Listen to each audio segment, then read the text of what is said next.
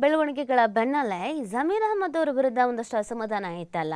ಲಂಚ ತೆಗೆದುಕೊಂಡೇ ಕೆಲಸ ಮಾಡ್ತಾ ಇದ್ದಾರೆ, ಫಲಾನುಭವಿಗಳಿಗೆ ಸಿಗಬೇಕು ಅಂತಂದರೆ ಹಣ ಕೊಡಬೇಕು, ಅವರು ರಾಜೀನಾಮೆ ಕೊಡಲಿ, ರಾಜೀನಾಮೆ ಕೊಟ್ಟು ತನಿಖೆನ ಗೆದರಿಸಲಿ, ಅವ್ರ ಆ ಸ್ಥಾನದಲ್ಲಿ ಇರೋದು ಬೇಡ, ಇದನ್ನು ಸ್ವಪಕ್ಷದವರೇ ಒಂದಷ್ಟು ಮಂದಿ ಹೇಳಿದರು.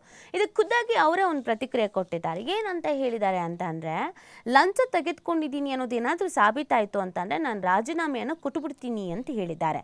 ಲಂಚ ಪಡೆದು ಮನೆ ನೀಡುವ ದಾರಿದ್ರ್ಯ ನಂಗೆ ಬಂದಿಲ್ಲ, ಮನೆ ಹಂಚಿಕೆಯಲ್ಲಿ ನನ್ನ ಪಾತ್ರ ಇಲ್ಲ, ಈ ಬಗ್ಗೆ ಸಿಬಿಐ ತನಿಖೆಯನ್ನು ನಡೆಸಲಿ. ಕಾಂಗ್ರೆಸ್ ಶಾಸಕ ಬಿಆರ್ಪಿ ಆರೋಪದ ಬೆನ್ನಲ್ಲೇ ವಸತಿ ಸಚಿವರು ಈ ರೀತಿಯಾಗಿ ಕಿಡಿಕಾರ್ತಾ ಇದ್ದಾರೆ. ಎಲ್ಲರಿಗೂ ಮನೆ ಕೊಡಲಾಗಿದೆ, ದುಡ್ಡು ಪಡೆದು ಮನೆ ನೀಡಿದರೆ ಹುಳ ಬಿದ್ದು ಸಾಯ್ತೇನೆ, ಬಡವರ ಹಣ ಪಡೆದ್ರೆ ನಮ್ಮ ಮಕ್ಕಳಿಗೆ ಒಳ್ಳೇದಾಗೋದಿಲ್ಲ, ಯಾರು ಹಣ ಪಡೆದಿದ್ದಾರೆ ಎಂಬುದನ್ನು BR ಪಾಟೀಲ್ ಅವರು ಹೇಳಿ ಅಂತ ಆಕ್ರೋಶಭರಿತವಾಗಿ ಕಿಡಿಕಾರಿದ್ದಾರೆ, ಅಸಮಾಧಾನವನ್ನು ವ್ಯಕ್ತಪಡಿಸ್ತಾ ಇದ್ದಾರೆ.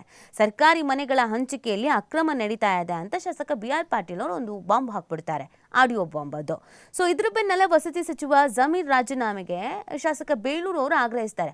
ಈ ಥರದೊಂದು ಅಪವಾದ ಬಂದಿದೆ ಅಂತಂದರೆ ರಾಜೀನಾಮೆ ಕೊಡೋದು ಸೂಕ್ತ, ತನಿಖೆಯನ್ನು ಎದುರಿಸಲಿ. ಈ ಹಿಂದೆ ಕೂಡ ಅನೇಕರು ಇದೇ ಥರ ರಾಜೀನಾಮೆಯನ್ನು ಕೊಟ್ಟಿದ್ದೂ ಇದೆ, ತನಿಖೆಯನ್ನು ಎದುರಿಸಿದ್ದೂ ಇದೆ, ಸಾಬೀತಾದ ಮೇಲೆ ಅವರು ವಾಪಸ್ ಬಂದಿದ್ದೂ ಇದೆ. ಸೊ ಹಾಗೆ ಮಾಡಲಿ ಜಮೀರ್ ಅವರು, ಇವ್ರ ಮೇಲಿರೋದು ಗಂಭೀರ ಆರೋಪ ಇದು ಅಂತ ಹೇಳಿದರು.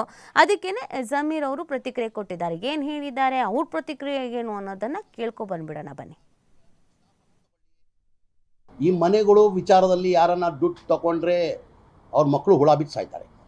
ಅದಕ್ಕಿಂತ ಹೆಚ್ಚಿನ ಮಾನ್ಯ ಮುಖ್ಯಮಂತ್ರಿಗೆ ಹೇಳಿ, ಇದು ನಾನು ಹೇಳ್ತೀನಿ, BR ಪಾಟೀಲ್ ಅವ್ರು ಪತ್ರ ಬರೀಲಿ, ತನಿಖೆ ಆಗಲಿ. ಇದು ನಾನೇ ಸಚಿವನಾಗಿ ಹೇಳ್ತಾ ಇದ್ದೀನಿ, ನಾನು ಸಚಿವ CBI ಕೊಡಿ ಸ್ವಾಮಿ, ತನಿಖೆ ಆಗಬೇಕಿದು. ಈಗ ಬಡವ್ರ ಮನೆ ಕಟ್ಟಕ್ಕೆ ದುಡ್ಡು ತೊಗೊಂಡ್ರೆ ಎಷ್ಟು ಮಟ್ಟಿಗೆ ಸರಿ ಹೇಳಿ? ಅದು ಯಾರು ಎನಿಬಡಿ, ನಾನಂತ ಎಲ್ಲ ಯಾವನ್ನ ತೊಗೊಂಡು, ಅದು ನಾನು ಮಿನಿಸ್ಟರ್ ಅದು ತೊಗೊಳ್ಳಿ,